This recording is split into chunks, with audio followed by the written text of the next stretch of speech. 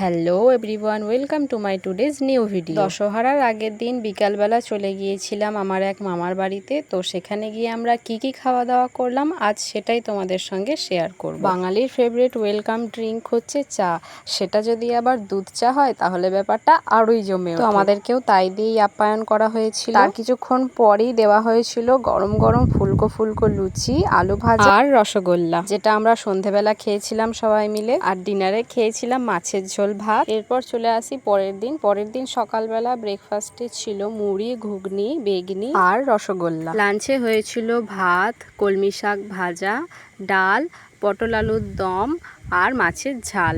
তার সাথে মাছের টকও ছিল, কিন্তু টক আমি অতটা পছন্দ করি না তাই নিই। এরপর চলে আসি ডিনারের খাওয়া দাওয়ায়। ডিনারে হয়েছিল আলু পোস্ত, তার সঙ্গে ছিল লাল লাল ঝাল ঝাল গরম গরম খাসির মাংসের ঝোল। এর সঙ্গে ছিল বাড়িতে পাতানো মিষ্টি, দই, রসগোল্লা, চাটনি, পাঁপড়। কিন্তু দুর্ভাগ্যবশত এই সবের ভিডিও আমি নিতে ভুলে গিয়েছিলাম। এরপর চলে আসি নেক্সট দিনের খাওয়া দাওয়ায়। যেদিন সকালবেলা ব্রেকফাস্টে ছিল মুড়ি আর আলু চচ্চড়ি, আর মিষ্টি ছিল, মিহিদানাও ছিল, কিন্তু সেগুলো ভিডিও ক্লিপস আমি কিছুই নিতে পারিনি। তো সেদিন দুপুরের খাওয়া দাওয়ায় ছিল পুঁই শাকের চচ্চড়ি, তার সঙ্গে ছিল শুক্তো আর অবশ্যই লাল লাল ঝাল ঝাল মটনের ঝোল।